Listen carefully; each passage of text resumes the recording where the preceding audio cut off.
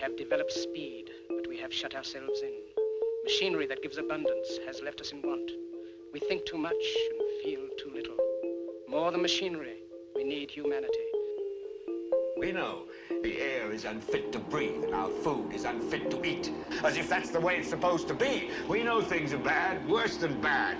They're crazy. Silence! The great and powerful Oz knows why you have come.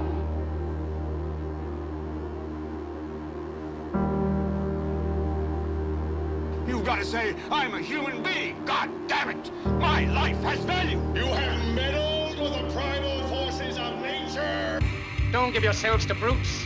Men who despise you, enslave you, who regiment your lives, tell you what to do, what to think, or what to feel, who drill you, diet you, treat you like cattle, use you as cannon fodder. Don't give yourselves to these unnatural men with machine minds and machine hearts.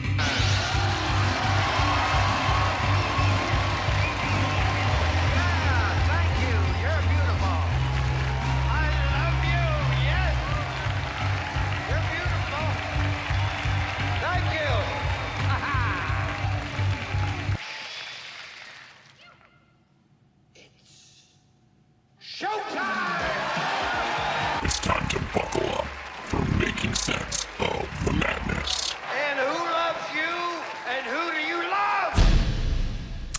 Hey everybody, Jason Bermas here, and today we're going to get further into this presentation last week from Neuralink. There's going to be just a slight overlap of the introduction of the co-founder of the company, and we're going to focus on the people that have been shipped by Neuralink. Publicly, they are showing you 7 people. I would assume that is correct. I don't know that any of this is being done in secret. I think the secret stuff, if you will, has already been done. And if there's anything in conjunction with Neuralink at this point, it would be highly compartmentalized. Now, before we get into that, I wanted to take a little trip down memory lane because, as I like to do here, I don't just say things, okay? When I speculate, I let you know. When I'm explaining what I think that this is about, I let you know. But when we get to raw data, okay, raw data, forensic evidence, I show it to you. It's very simple. So in the first part, Elon Musk was discussing a type of brain chip and the program they have that is going to allow people to see again or for the first time. And during that presentation, he also talked about other types of primitive brain chips. Now, I had to jump in and say, you know what? In my film, Invisible Empire, A New World Order Defined, I had a story, and that film was put out in 2010, where they were already in trials a decade and a half ago with a type of brain-computer interface, a chip, if you will, that allowed people to primitively see.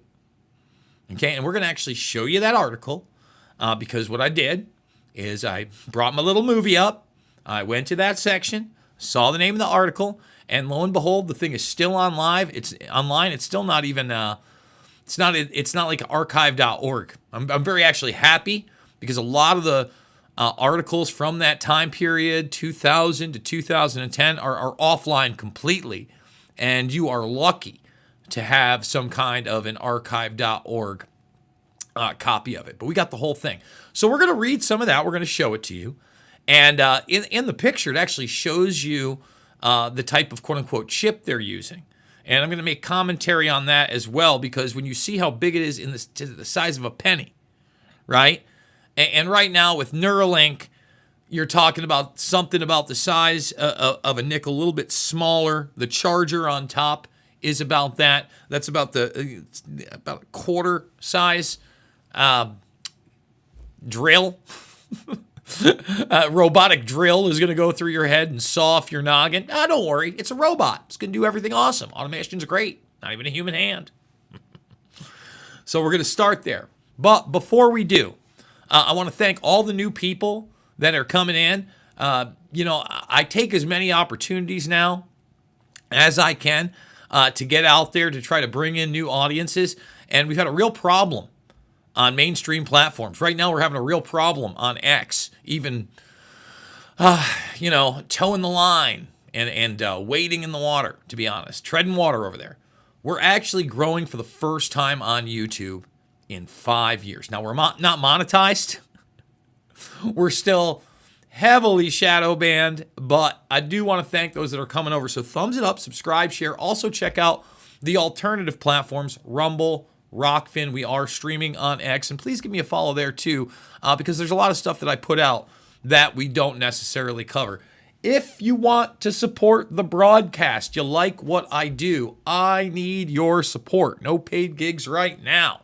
$5, $10, $15, big donors. You mean the world to me. I literally cannot do it without you. Pam Gonzalez, thank you. Jamma, thank you, thank you. And of course, Cheryl with that big donation.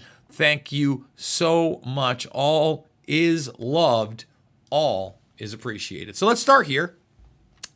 This is the 2009 article, Brain Chip May Help the Blind See. So I'm sure a lot of people doubted me, when I said that this was, something that had been around for 15 years. Now look at the size of that chip, and you can actually see it on the brain. Okay, let's scroll it right up here. It's pretty small. I'd say, it's probably about the size of Lincoln's face, maybe not even his head. And here you see being placed. And not only that, I want to read a little bit of this because it also gives you insight not only into the technology, but what people were concerned about even then. Oh, how we forget over the years how heavy, and I mean heavy, that terrorism narrative continued for a decade plus before it was sort of revamped and kind of just hanging around.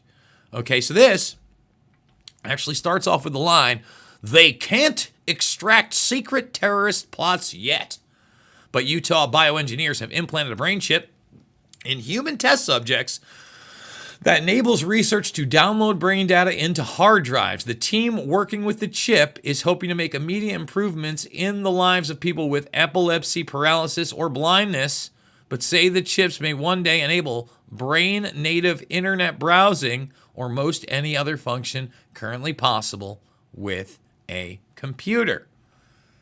It sounds a lot like what we're going to watch right here, right? Coming into fruition.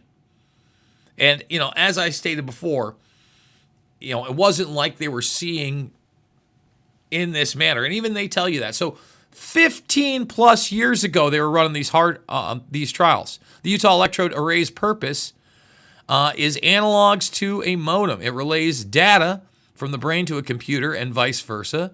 It may soon enable thought control of bionic limbs like Luke Skywalker in Star Wars. Now, that's another thing that's been around for a long time, the Luke arm. And it looks a lot like that hand that they started the program with. In fact, let's just do it. DARPA's Luke arm. We do it live. There it is. The Luke arm, known as the DECA arm. Let's go look at some images of the Luke arm. And there's also videos. There's a pretty good shot of it right there. Okay, take a look. See what it attaches to. Making the Luke bionic arm.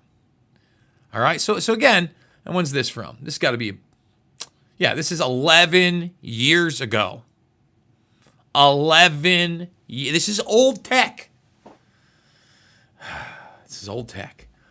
And, the cell always, and we're about to get into this watch along again, you're going to see these people, is poised to help people with disabilities, but they give themselves away, right? Read terrorist plot thoughts. In that Rand Corporation document on human brain interfaces, they talk about non-invasive technologies. Okay, in other words, you don't have to have the surgery where they do that kind of mind reading and even control. They talk about soldiers on the field that may be hesitant, which is a real thing, to shoot at other people, making sure they were shoot. They talk about soldiers that may become defectors or spies or have terroristic thoughts. I mean, this is reality. Sounds like science fiction. Read their own documents. Read their own documents. Listen to their own words. And that is what we are about to do. So without further ado, let's get right back into it. You're going to see a multitude of people that, look, if I was in their situation, right, you don't have many other options. And I've said it before. Technology, I mean, I've said it before thousands of times. Technology is that double-edged sword. If I thought this technology was going to be used to empower humanity, I'd be all about it. Look at what they've done with the technology so far on a mass scale. It has largely been used to enslave humanity, which, by the way, historically is the norm. I mean, the history of the human species is full of individuals fighting to enslave each other. Just a reality. So we need to be very aware of that. So let's look at the tech right now. Let's see where it's at on a commercial level. And again, let's look at this as the Trojan horse to get it into a commercial arena where, as they've discussed before and continue to discuss, you begin to bring in the transhuman agenda, superhumans at an ultra bandwidth. Hey everyone, my name is DJ. I'm a co-founder and president of Neuralink. And as Elon mentioned, well, actually, we're standing in the middle of our robot space. We have a stage set up, but this is actually where some of the next generation, most advanced surgical robots are being built. So welcome to our space.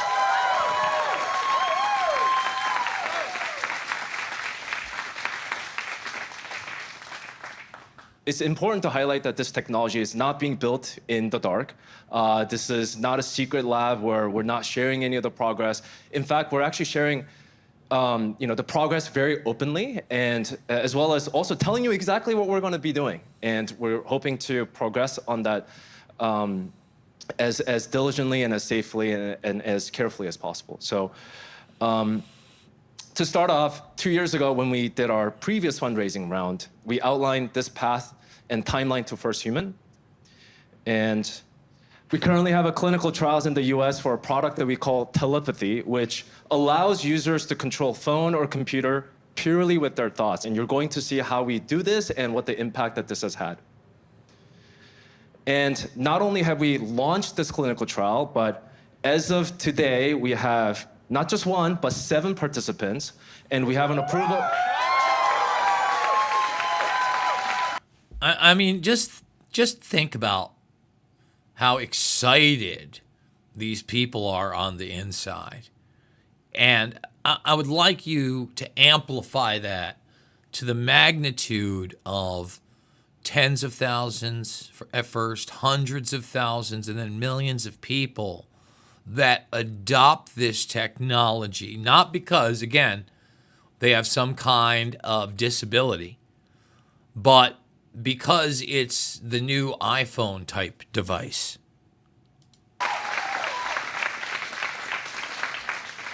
And we also have an approval to launch this trial in Canada, UK, and the UAE.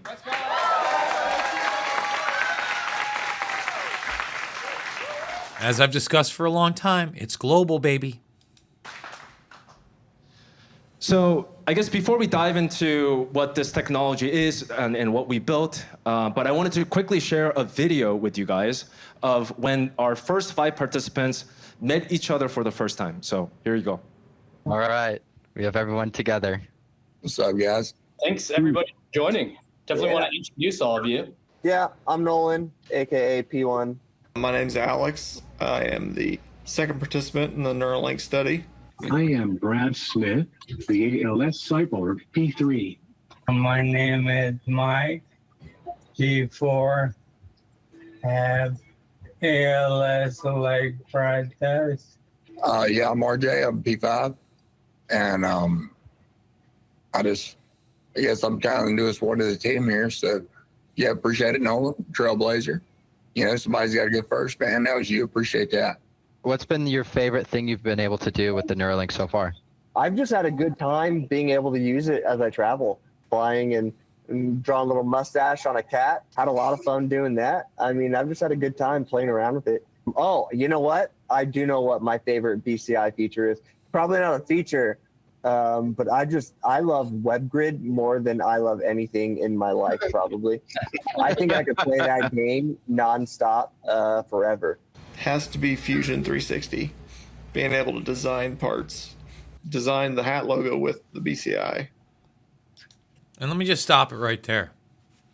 This is where the human in me is very, very sympathetic and empathetic to these people.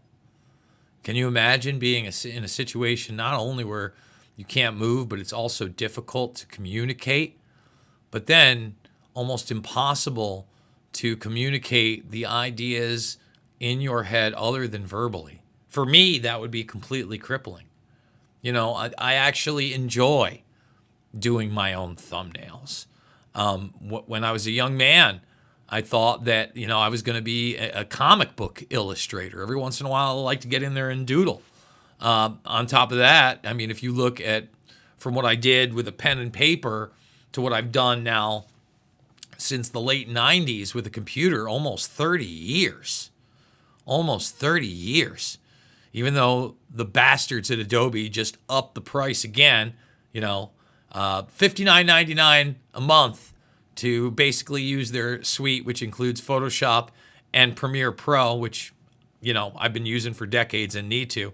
Not $60 a month anymore, $70 a month. Thank you so much, Adobe. I just love the up on that. But again, I'm going to pay it.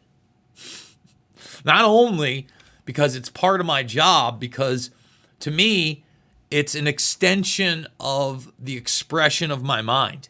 And I am totally sympathetic with these individuals where, again, it's allowed that guy to design his hat. As a guy that takes pleasure in designing things. From a guy that had his first desk job as a graphic designer back in the day when, not the entire Adobe suite had the market. I was using a thing called Quark for those dorks out there that are Gen Xers. You might know what it is, doing layouts. Man, now I can totally understand, why that's his favorite feature. Let's continue. Oh, that's what's up. Pretty sweet. That's sweet. Yeah. Yep. I have a little Arduino that takes input from my quad stick, converts it into a PPM signal to go to a RC truck. Cool. Little rock crawler. Well, Cool. with the BCI, I wrote code to drive the plane with the quad stick. That's awesome. The best thing I like about Neuralink is being able to continue to provide for my family and continue working. I think my favorite thing is probably being able to turn on my TV. Yeah, like the first time in 2.5 years, I was able to do that. So it's a pretty sweet move. I like shooting zombies. That's kind of nice. Excited to see what BCI's got going on. I got a question. What's your shirt say? It says I do a thing called whatever I want.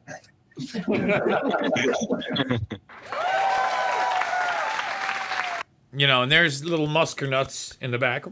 Yes. And again, the technology in that sense is pretty amazing. But we've already had levels of this technology within our military-industrial complex. And once again, they've been very outward, that they intend to go well beyond this. Okay, well beyond just helping those with ALS. Because if that was the direction, then, why wouldn't I be behind it? And again, that's why I have to point out the positives of it, because I already know what the arguments are and have been. When you talk about a chip that's not a BCI, they often talk about security and convenience, etc. Well, the same thing is true with these devices that they're trying to put out there. But they're minimalizing, marginalizing, or totally ignoring the risks and just negative aspects altogether of the technology.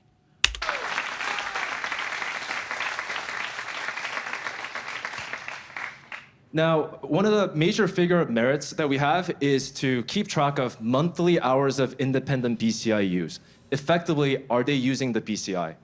And not at the clinic, but at their home. And what we have noticed, and this is a plot of all of the different participants, first 5 participants, and their usage per month over the course of the last year and a half. And we're averaging around 50 hours a week of usage, and in some cases, peak usage of more than 100 hours a week, which is pretty much every waking moment. Pretty much every waking moment. Just think about the track trace database aspect of these BCIs. I mean, you think the GPS in the little magic box is a big deal. Another level.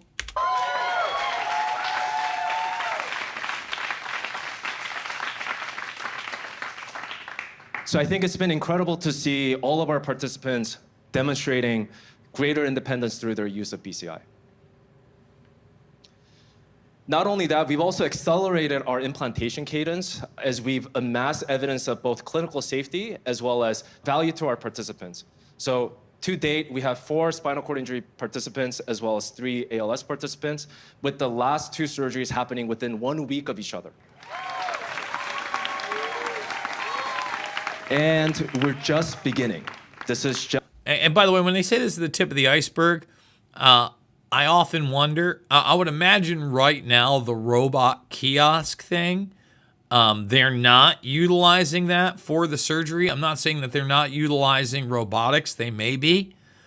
But whether or not they're using the actual devices they're showing you yet, I'm not sure. If people have information on that, let me know down below. And by the way, don't just comment in the live stream. Please comment down below and let me know what you think of the technology. That's tip of the iceberg. Our end goal is to really build a whole brain interface. And what do we mean by whole brain interface? We mean being able to listen to neurons everywhere, be able to write information to neurons anywhere, be able to have that fast data wireless transfer to enable that high bandwidth connection from our biological brain to the external machines, and be able to do all of this with fully automated surgery, as well as enable 24 hours of usage. So again, full day of usage, so they got you all night long, all night. Okay, anywhere and everywhere, 24/7. With transfer rates that are so quick people can't imagine them. And then they're talking at the very bottom, again, of fully automated surgery to do so. Remember, the big sale is what? It's going to be like going to get your ear pierced at the mall. And towards that goal, we're really working on 3 major product types. Elon mentioned earlier that our goal is to build a generalized input-output platform and technology to the brain. So for the output portion of it, which is extremely slow through our meat sticks, as Elon calls them. Oh, we're so slow. We're meat sticks. Oh, oh, hilarious. It's the meat. We're meat sticks. Meat hands that are holding the mics. We're starting out with helping people with movement disorders, either through where they lost the mind-body connection, either through a spinal cord injury, ALS, or stroke, be able to regain some of that digital as well as physical independence through a product that we're building called Telepathy. And this is our opportunities to build a high-channel read and output device. On the input side of things, there's opportunities for us to help people that have lost the ability to see, be able to regain that sight again through a product that we're calling Blind Sight. And this is our opportunity to build high channel write capabilities. And last but not least, be able to also help people that are suffering from neurological, debilitating dysregulation or psychiatric conditions or... Psychiatric conditions. Here's where that slippery slope, especially when you're talking about helping people and not just commercializing it, like making us, the next wave of the New Mutants into X-Men. All right? PTSD has been discussed. Now, I would just say to people, take a look around of what they've already done with treating quote-unquote mental illness prior to the brain chips. You like the SSRIs? Yeah, you like the results that we have in this country? You like the fact that we've had an outward explosion of overt mental illness? Sometimes that's extremely celebrated? You like that? You think it's going to get any better with a brain chip? You talk about the ultimate in one-on-one social and physical engineering and manipulation. It's right there. It's right there. Neuropathic pain by inserting our electrodes in reaching any brain regions to be able to insert them not just on the cortical layer, but into the sulci as well as deeper parts of the brain, the so-called limbic system, to really enable better opportunities to just regain some of that independence. Our North Star metrics is, one, increasing the number of neurons that we can interface with, and second, to expand to many diverse area, any parts of the brain, starting. So again, when you look at that as well, they're talking about total control and command of the brain, which, throughout our lifetimes, depending on whatever academic source you talk about, we only supposedly use a small percentage of our brain. Only a small percentage. Now, whether that's true or not, I don't really know. I don't really know. But these people are trying to tell you they want access to everything. With microfabrication or lithography to change the way in which we can actually increase the number of neurons that we can see from a single channel. And also doing mixed signal chip design to actually increase the physical channel count, to increase more neurons that we can interface to sort of allow more information from the brain to the outside world. So just so everybody knows, that little thing that's running at the bottom right corner right there, well, I'm going to interrupt, that's what they're saying is the functional vision output, okay, with the electrode device, with the type of stimulus, the phosphenes, if you will, and then the actual functional vision in the corner. Watch. And then, everything we built from day one of the company has always been read and write capable. And with telepathy, our first product, the focus has been on the read capabilities or the output. And we want to hone in on our write capability and also show that through accessing deeper regions within the visual cortex, that we can actually achieve functional vision. Just waiting on the woo! Woo! Woo! Come on, folks, let's get the thumbs up. Again, if you're not subscribed, please do. And also ring that bell for notifications. Again, we're growing, but I could use all the support. And again, once again, can't do it without you. Please consider. There's also other links down below to make those donations, small and large. They help. Let's get it back to this Neuralink presentation.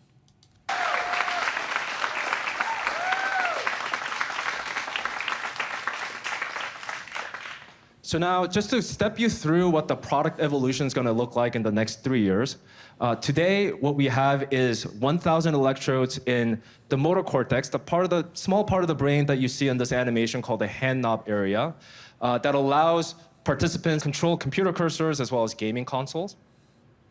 Next quarter, we're planning to implant in the speech cortex to directly decode attentive words from brain signals to speech.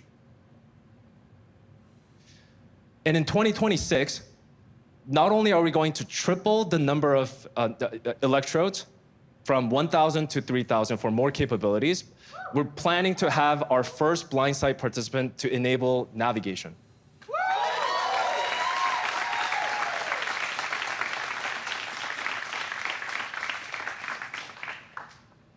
And in 2027, we're going to continue increasing channel counts, probably another triple, so 10,000 channels, and also enable, for the first time, multiple implants. So not just one in motor cortex, speech cortex, or visual cortex, but all of the above.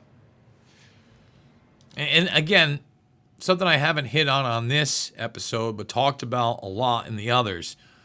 We already have non-invasive devices that can both stimulate and be stimulated by the brain.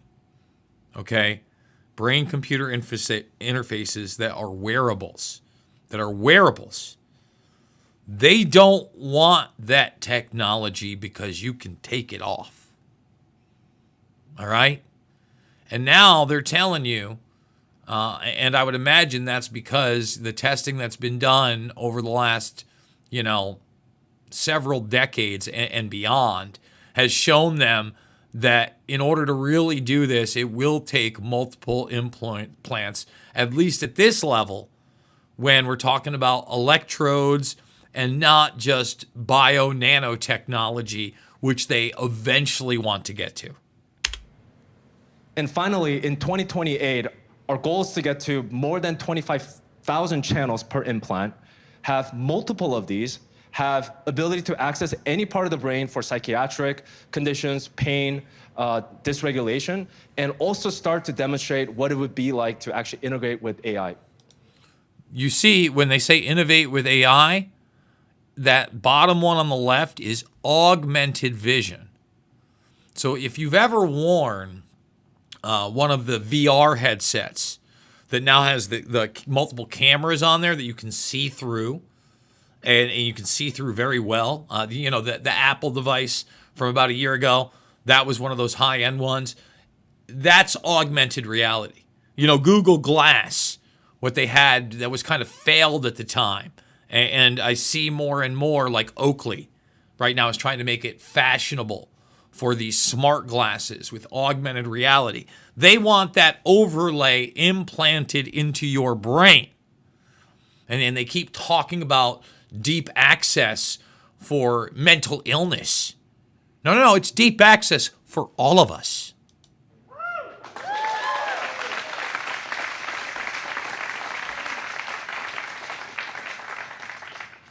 And all this is to say that we're really building towards a set of fundamental foundational technology that would allow us to have hundreds of thousands, if not millions of channels with multiple implants for whole brain interfaces that could actually solve not just these debilitating neurological conditions, but be able to go beyond the limits of our biology. And this vertical integration and the talented team that we have at Neuralink has been and will continue to be the key recipe for rapid progress that we will be making. And notice that, it's always in passing. Go beyond our biology and rapid progress. They were just talking about multiple brain chips and augmented reality vision by 2028. Now, I know that in many of these cases, they overpromise and underdeliver. But in the case of brain-computer interfaces, they may not deliver at the speed they're telling you, but they continue to incrementally make this progress and get people more and more to socially accept it. Just to recap real quick, Neuralink is implanted with precision surgical robot. It's physically invisible. And 1 week later, users are able to see their thoughts transform into actions. And to share more about what that experience is like, I'd like to welcome Sahej to the stage.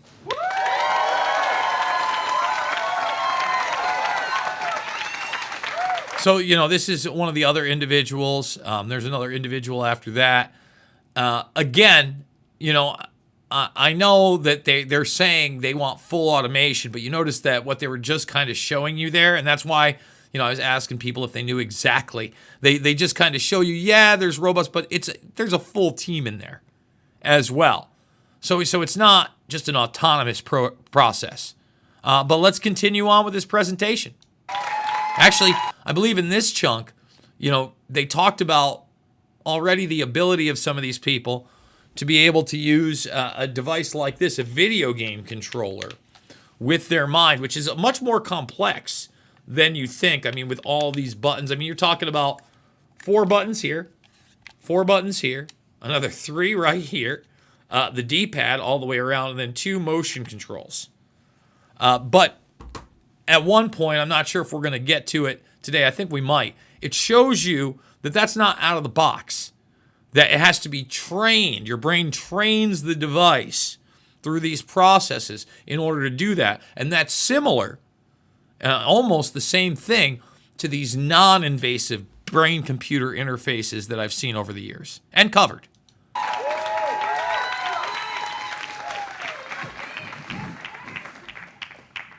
What's up, guys? My name is Sahej. I'm from the brain-computer interface team here at Neuralink, and I'm going to be talking about 2 things today. The first thing is, what exactly is a Neuralink device capable of doing right now? And the second one is, how does that actually impact the day-to-day lives of our users? Very simply put, what the Neuralink device does right now is it allows you to control devices simply just by thinking. Now, to put that a bit more concretely, I'm about to play a video of our first user. His name is Nolan, if you remember from DJ section. And what Nolan is doing is he's looking at a normal off-the-shelf MacBook Pro. And with his Neuralink device, as you're going to see, he's going to be able to control the cursor simply with his mind, no eye tracking, no other sensors. And what's special about this particular moment is this is the first time someone is using a Neuralink device to fully control their cursor. This is not your ordinary brain-controlled cursor. This is actually a record-breaking control, literally on day 1, beating decades of brain-computer research. And I'm about to show you the clip. I would say this, maybe in public, but these type of devices, again, honestly, these devices have already been utilized in public. BlackRock Neurotech was showing some of this technology. As far as the vast amount of control in the public arena, I would agree that a lot of this stuff has not been seen before. Behind closed doors, you can only imagine. On day 1, Nolan breaking the BCI world record. Whoa! Yes, beat the world record. Yes, 4.6. Oh shit. Yeah. Congrats. Oh, well done, man. Well done. Wait, what I missed? He's a new world record holder. Oh, no way. The first day. There's a little bit of confetti. Yes. This was a surprise. And look, man, I see the emotions. I feel the emotions. That's what this is. This is a tug on your heartstrings. All right, and it is incredible. But boy, oh boy, you've got to get past your feelings sometimes. Because those feelings, they will manipulate the hell out of you. And you got to get to the common sense.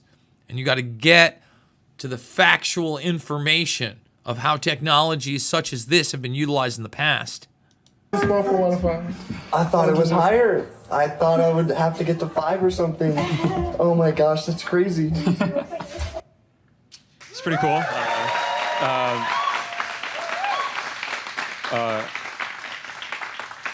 Yeah, another really fun thing you could do with the Neuralink device outside of controlling a computer cursor is you could actually plug it in through USB through a lot of different devices. And here we actually have Nolan playing Mario Kart. Now, what's special about this particular clip is Nolan is not the only cyborg playing Mario Kart in this clip. We actually have a whole community of users, as mentioned earlier, and this is literally 5 of our first users of Neuralink playing Mario Kart together over call. And look, I love me some Mario Kart. Look at the smile on the individual with ALS that has some speech. And then you have the other individual that is completely and totally nonverbal, and his face is almost emotionless playing this thing. Again, I get it. And it's not just this. They're going to show you shooters and, Call of Duty, which is a little bit more, I would say, complex. Although Mario Kart, when you get into it, it's simple but complex. And one of the greatest game series of all time. Love me some Mario Kart.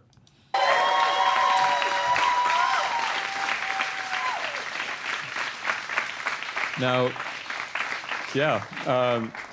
Mario Kart it's cool. You know, you're using one joystick and then you're clicking like a couple buttons to throw items. What would be even cooler is what if you could control 2 joysticks at once, simultaneously with your mind. What I'm about to show you, and I think this is for the first time someone playing a first-person shooter game with a brain-computer interface. This is Alex and RJ playing Call of Duty, controlling one joystick to move and then the other joystick to, like, point your gun and then shooting people as a button. Here's Alex shooting another person. Right. Oh, dear God. Oh, that was bad. I know it, dude. When I want him to freaking shoot, he won't. When I do want him to shoot, RJ, Alex got you. I know, dude. Shot me in the face. Now that we have a bit of a sense of what the BCI can do, a very important question to answer is... By the way, you know, they're showing you small clips of all that, and I wonder, even with the, you know, extensive training of the device, how buggy it is. And I say that especially because, guess what? Video games themselves are buggy. Okay? And when you're operating with devices and we're talking about things like bandwidth and information and read, write, you know, they're showing you very, very small clips. You know, I wonder when, how, and if it goes haywire. How does this impact the day-to-day lives of the people that use it every day? So I'm about to show you a clip, going back to Nolan for a second, where he talks. We simply just asked him randomly during a day how he enjoys using the BCI a couple months ago. And this is his candid reaction. I work basically all day from when I wake up. I'm trying to wake up at like 6 or 7 a.m. and I'll do work until session. I'll do session, and then I'll work until, 11, 12 p.m. or 12 a.m. Wow. I'm doing, like, I'm learning my languages. I'm learning my math. I'm like relearning all of my math. I am writing. I am doing a class that I signed up for. And I wanted to point out that, like, this is not something I would be able to do without the Neuralink. Next, I want to talk a bit about Brad. You guys may already know him as the ALS cyborg. And Brad also has ALS, and what separates him from our other users is he's actually nonverbal, so he can't speak. Why this is pretty relevant is he relies, at least before the Neuralink, on an eye gaze machine to communicate. And a lot of eye gaze machines you can't use outdoors. You really need like a dark room. So what this means is for the last 6 years since Brad's been diagnosed with ALS, he's really unable to leave his house. Now with the Neuralink device, we're going to show you a clip of him with his kids at the park, shot by Ashley Vance and the team. Okay, you guys ready? No, Abdul's taking it. Okay. I am absolutely doing more with Neuralink than I was doing with eye gaze. I have been a Batman for a long time, but I go outside now. Going outside has been a huge blessing for me. And I can control the computer with telepathy. Dad's watching. Look, he's watching on the camera. Did he lose one of the arms? The last user I want to talk about is Al. Now, before we even get into the last user, people have to realize, obviously, that's not his voice. You wonder whether or not they modeled that AI voice after what he used to sound like, as obviously, this guy wasn't, in that state lifelong. He has a family. It is one of those things where you got to take a step back and you think, man, this is wild. But you also got to take a step back and have to second guess everything that person is saying and doing. And is that an accurate representation of what they're actually trying to convey or advocate? Or is that in some way also manipulated? It's hard to tell. I don't know if it's even possible to tell. Alex, you've seen some clips of him earlier. What's special about Alex to me is he's a fellow left-handed guy who writes in cursive all the time. And what he mentioned is since his spinal cord injury from like 3-4 years ago, he's been unable to just like draw or write. and he always brags about how good his handwriting was. So we actually got to put it to the test. We gave him a robotic arm, and I think this is the first time he tried using the robotic arm to write anything. And this is a sped up version of writing at the convoy trial and drawing something. Shout out to them, yeah. And again, we kind of mentioned this, you know, the ability to take your mental visualization and then, you know, display it in a manner, you know, without this technology would be virtually impossible. Now, yeah, controlling a robotic arm is cool, but this one has a clamp. And what would be cooler is if you could decode the actual fingers, the actual wrist, all the muscles of the hand in real time. Just in the past couple of weeks, we were able to do that with Alex, and you're about to see him and his uncle playing a game. Rock, paper, scissors, shoot. Rock, paper, scissors, shoot. Rock, paper, scissors, shoot. Rock, paper, scissors, shoot. That was scissors. Bullshit. And again, I mean, they do a very good job of humanizing all these people. But you notice he's talking about robotic hands being controlled by something like a BCI. Once again, I want to let people in on the secret that, you know, that the Luke arm has been around for a while and actually can be commanded, but has its bugs for sure. Not perfect, never was. With somebody without a BCI, okay? A wearable. They talk about the electrodes and the sensors and the bump switches and the pull switches and all this stuff, right? And it's a prosthetic arm. And you don't need a BCI to control it. But once again, they're kind of selling you on the idea that the two are completely merged. Thumb war?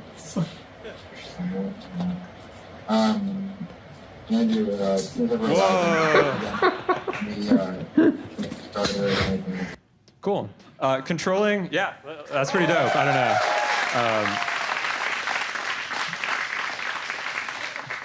don't know. Controlling a robotic hand on screen is obviously not super helpful for most people. Fortunately, we have connections with Tesla, who have the Optimus hand, and we're actually actively working on giving Alex an Optimus hand so that he could actually control it in his real life. And here's the actual replay of the end of that video using Alex's neural signals on an Optimus hand. Sean, if you want to play that.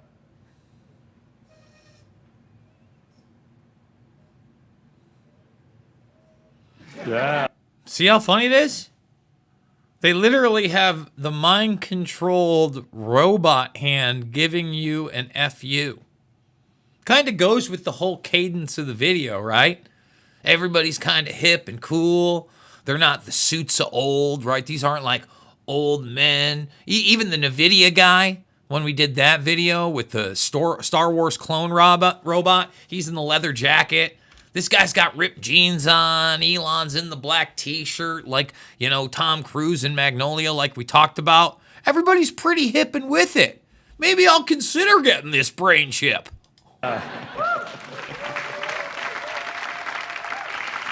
Actually, let me maybe add a few things to that, which is, as we advance the Neuralink devices, you should be able to actually have full body control and sensors from an Optimus robot. So you could basically inhabit an Optimus robot. It's not just the hand, the whole thing. So you could like basically mentally remote into an Optimus robot and be kind of cool. The future's going to be weird, but and look, I mean, it's literally, he's telling you, you know, forget about this guy being able to inhabit an avatar like Android, right? And they've made these things human in appearance or humanoid in appearance for a purpose. And again, that purpose is to normalize these things. I forget what the movie was. maybe replicants. But we're gonna look it up. It was Bruce Willis replicant movie. Let's see, Surrogates. So if you want to, it wasn't a great movie, 2009. But Surrogates, like everybody would have like a full robotic avatar of themselves that kind of had their likeness, but it was them at their most like youthful and beautiful, and with hair if they didn't have hair, all those type of things. So you're going to be more human than a human. Well, controlling these humanoid robots with your brain chip. Folks, I told you this was going to end up being a series. We're only about a little over halfway through that presentation.